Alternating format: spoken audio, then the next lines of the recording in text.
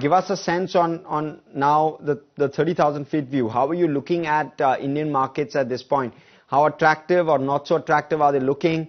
Earnings re-rating, when are you penciling that in, and therefore how do valuations stack up? Yes, so on markets, I think, over the last month and a half, I started getting slightly bullish. I mentioned it in some other forums and media as well. And there were a couple of reasons for that, which sort of is now starting to play out as well.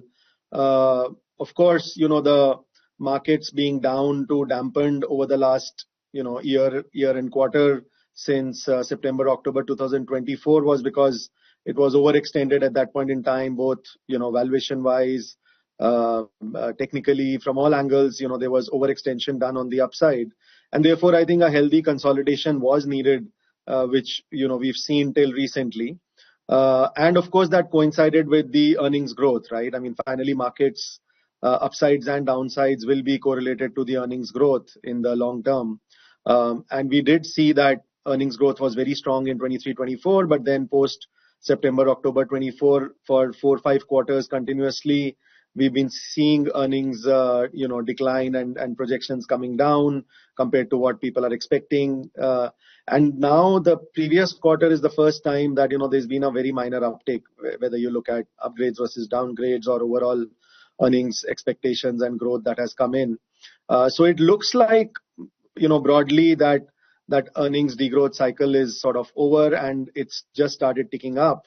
And the next 1 or 2 quarters also, the indications are that this will improve further. And as that happens, I think markets, will have a tendency to bounce.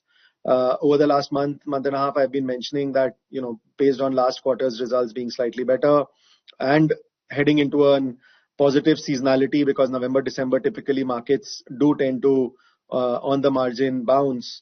So as a combination, we'll tend to go up, which, it has largely done so.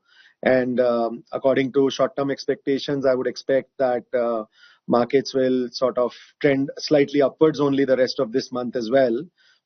January, February typically ends up having some volatility in the markets. And for us also, if, December ends up being good, there could be that volatility again. And of course, some of it will depend on whether the tariff-related uncertainty is over or not. I think it's been around for a while, so markets have sort of digested it.